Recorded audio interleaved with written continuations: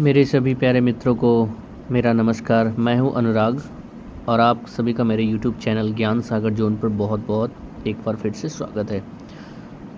दोस्तों, मैं आपके लिए फिर से एक जीके का सेट लेके आया हूं। इसमें आपको विज्ञान से संबंधित बहुत ही महत्वपूर्ण क्वेश्चंस देखने को मिलेंगे, जो कि आपके आगामी exam Bihar SSC CGL, SSC UP police, Bihar police या और भी प्रतियोगिता एग्ज़ाम के लिए बहुत ही लाभप्रद होगा। तो चलिए सेशन को शुरू करते हैं। और सेशन को शुरू करने से पहले दोस्तों रिक्वेस्ट करूंगा, आपको अगर वीडियो मेरा पसंद आता है तो कृपया इसे लाइक करें, चैनल को सब्सक्राइब करें और कमेंट में जो भी हो आप ज़रूर कमेंट करें, ठीक है। तो चलिए दोस्तों, मैं आज का ये सेशन शुरू करता हूँ अपने पहले प्रश्न के साथ, ठीक है।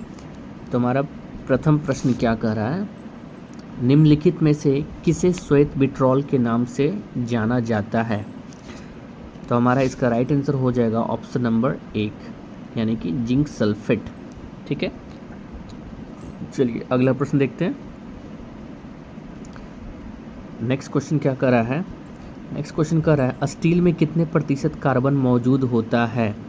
स्टील में कितने प्रतिशत कार्बन मौजूद होता है। तो यहाँ पर हमारा ऑप्शन जो है, 4 ऑप्शन में यहाँ पर हमारा देखा जाए तो राइट आंसर हमारा पहला में ही हो रहा है, ठीक है, जो कि यहाँ पर लिखा हुआ है 0.0 से 2.5%, यानी कि इसके बीच में भी एग्ज़ाम में इसके बीच में भी इसका उत्तर आ सकता है, जैसे कि 0.1% से 1.5% भी हो सकता है, ठीक है। तो इसके रेंज में ही वो रहती है। तो याद रखिएगा, स्टील में कार्बन की जो प्रतिशतता होती है वो इसी रेंज के बीच में होती है, ठीक है। चलिए अगला प्रश्न देखते हैं। नेक्स्ट क्वेश्चन क्या बोल रहा है, एक सेकेंड। अगला प्रश्न हमारा यह कह रहा है समुद्री शैवाल निम्नलिखित में से किसका महत्वपूर्ण स्रोत है। ये क्वेश्चन आपने पढ़ा होगा, कई बार एग्जाम में भी आया है कि समुद्री शैवाल निम्नलिखित में से किसका महत्वपूर्ण स्रोत है। तो यहाँ पर हमारा राइट आंसर हो जाएगा ऑप्शन नंबर डी हो जाएगा, यानी कि आयोडीन, ठीक है। याद रखिएगा, आयोडीन का स्रोत है। चलिए अगला प्रश्न देखते हैं। हमारा अगला प्रश्न क्या कह रहा है, hydrochloric acid fill in the blank की परत वाली कोशिकाओं द्वारा स्रावित होती है, ठीक है। HCl जो स्रावित होती है वो कौन सी कोशिकाओं से स्रावित होती है। तो हमारा राइट आंसर हो जाएगा यहाँ पर ऑप्शन नंबर 1 हो जाएगा, यानी कि अमाशय। तो वो अमाशय से स्रावित होती है, ठीक है। चलिए अगला प्रश्न देखते हैं। हमारा अगला प्रश्न क्या कर रहा है, सामान्यतः श्वेत प्लेग के नाम से किसे जाना जाता है या फिर क्या जाना जाता है। श्वेत प्लेग के नाम से क्या जाना जाता है। तो हमारा राइट आंसर यहाँ पर हो जाएगा, श्वेत प्लेग किसे कहा जाता है, क्षय रोग को कहा जाता है, यानी कि हमारा ऑप्शन यहाँ पर सी सही हो जाएगा, यानी कि क्षय रोग, ठीक है। तो याद रखिएगा, श्वेत प्लेग जो है वो क्षय रोग से संबंधित है। चलिए अगला प्रश्न देखते हैं। नेक्स्ट क्वेश्चन क्या कर रहा है, निद्रा रोग का वाहक है, यानी इनमें से कौन सी ऐसी मक्खी है जो कि निद्रा रोग का वाहक है। तो यहाँ पर हमारा राइट आंसर हो जाएगा ऑप्शन नंबर डी हो जाएगा, यानी कि इसको कहते हैं सेटसी मक्खी, ठीक है, जिसके कारण निद्रा रोग का वाहक होता है सेटसी मक्खी, ठीक है, सेटसी, याद रखिएगा। नेक्स्ट क्वेश्चन क्या कर रहा है, हमारा अगला प्रश्न कर रहा है बौने रूप में वृक्षों की खेती क्या है। इसका एक नाम है, बौने रूप में वृक्षों की जो खेती होती है उसे क्या कहा जाता है। तो उसे कहा जाता है बोनसाई कहा जाता है। ऑप्शन नंबर यहाँ पर हमारा पहला सही हो जाएगा, ठीक है, बोनसाई, याद रखिएगा, ठीक है। चलिए अगला प्रश्न देखते हैं। अगला प्रश्न क्या कर रहा है हमारा, निम्नलिखित में से कौन सा मानव शरीर में अवशेषी अंग है। मानव शरीर में कौन सा ऐसा अंग है जो कि अवशेषी अंग है। तो इसका राइट आंसर हमारा हो जाएगा ऑप्शन नंबर यहाँ पर बी हो जाएगा, यानी कि टेलबोन, ठीक है। ये जो हमारा है अवशेषी अंग है, याद रखिएगा, टेलबोन, ठीक है। अगला प्रश्न देखते हैं। दोस्तों, विज्ञान के बहुत अच्छे अच्छे क्वेश्चंस मैं इसमें लेके आया हूँ। उम्मीद करता हूँ कि आपको पसंद आएगा। पसंद आए तो आप इसको लाइक कीजिए, मुझे अप्रिशिएट कीजिए, सपोर्ट कीजिए अपना, ताकि मैं आपके लिए अच्छे अच्छे क्वेश्चन सेट कर सकूं। क्योंकि आप लोगों का व्यूज़ बहुत ही कम आ रहा है, सब्सक्राइबर्स भी ग्रो नहीं हो पा रहे हैं। तो आप लोग ज़्यादा से ज़्यादा दोस्तों को भी शेयर कीजिए, ठीक है। चलिए ये प्रश्न देखते हैं। निम्नलिखित में से किसे कोशिका का पावर हाउस भी कहा जाता है, ठीक है। कोशिका का पावर हाउस, ये इंपॉर्टेंट क्वेश्चन है, ये एग्जाम में कई बार आ चुका है, ठीक है। तो निम्नलिखित में से किसी कोशिका का पावर हाउस भी कहा जाता है। तो यहाँ पर राइट आंसर होगा हमारा कौन सा हो जाएगा, तो ऑप्शन नंबर डी हो जाएगा। जैसे क्या कहते, किसको कहते हैं, माइटोकॉन्ड्रिया कहते हैं। किसे कहते हैं, माइटोकॉन्ड्रिया को कहते हैं। ठीक है, कोशिका का पावर हाउस। अगला प्रश्न देखते हैं। हमारा अगला प्रश्न क्या कर रहा है, अपने जीवन चक्र की किस अवस्था में रेशम कीट वाणिज्यिक उपयोग के लिए रेशा उत्पन्न करती है। ठीक है, तो यहाँ पर हमारा इसका राइट आंसर जो हो जाएगा ऑप्शन नंबर डी हो जाएगा, यानी कि प्यूपा। ठीक है, ठीक है, याद रखिएगा कि इसी स्टेज में, यानी कि इस जीवन चक्र के इसी स्टेज में, यानी प्यूपा के स्टेज में वो रेशा उत्पन्न करता है। ठीक है, तो ऑप्शन यहाँ पर 4 हो जाएगा सही। अगला प्रश्न देखते हैं। हमारा अगला प्रश्न क्या कर रहा है, इनमें से कौन सा ऊर्जा रूपांतरण प्रकाश संश्लेषण नामक प्रक्रिया में होता है। ठीक है, तो यहाँ पर ऑप्शन राइट आंसर क्या हो जाएगा हमारा, तो यहाँ पर राइट आंसर हो जाएगा इसका प्रकाश ऊर्जा से रासायनिक ऊर्जा, यानी कि इसका यहाँ पर ऑप्शन नंबर बी जो है वो राइट हो जाएगा। ठीक है, तो ऊर्जा रूपांतरण प्रकाश संश्लेषण नामक प्रक्रिया में होता है।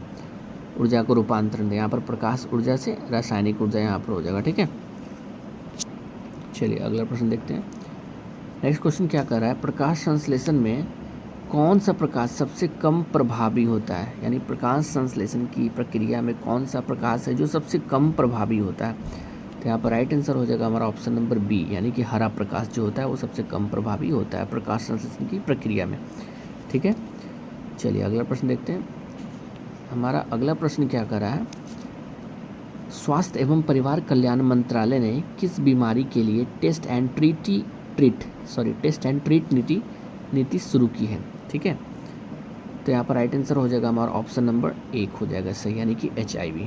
ठीक है, तो याद रखिएगा स्वास्थ्य एवं परिवार कल्याण मंत्रालय ने HIV के लिए टेस्ट एंड ट्रीट नीति शुरू की है। ठीक है, चलिए अगला प्रश्न देखते हैं। 15वां प्रश्न क्या कह रहा है, मस्तिष्क के किस भाग को छोटा मस्तिष्क भी कहा जाता है। तो यहाँ पर राइट आंसर हमारा हो जाएगा ऑप्शन नंबर बी, यानी कि सेरिबैलम। ठीक है, तो याद रखिएगा छोटा मस्तिष्क किसे कहा जाता है, सेरिबैलम को कहा जाता है। चलिए अगला प्रश्न देखते हैं।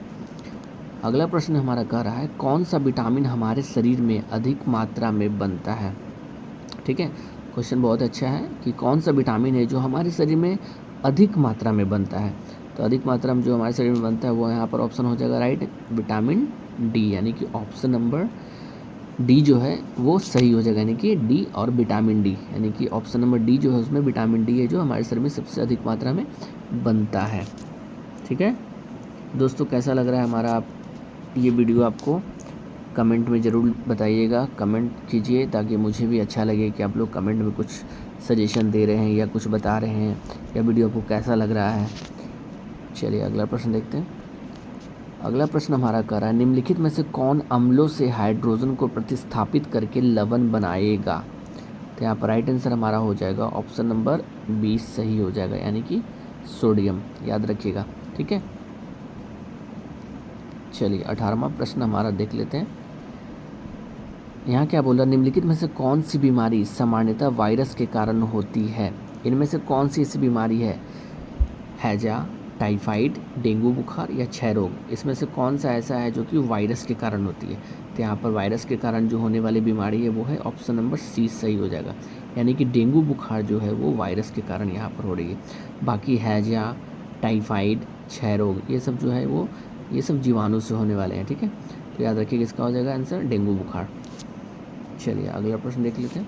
19वां प्रश्न क्या बोल रहा है, निम्नलिखित में से कौन सी प्रक्रियाएं अंधकार काल के दौरान पौधों से जुड़ी होती है। ठीक है, यानी कि इवनिंग के बाद का जो समय है अंधकार काल। ठीक है, तो कौन सी प्रक्रियाएं हैं जो पौधे से जुड़ी होती है अंधकार काल के बाद। ठीक है, यानी उस समय के दौरान। तो यहाँ पर ऑप्शन नंबर यहाँ पर 4 जो है वो सही हो जाएगा, यानी कि चालन और श्वसन।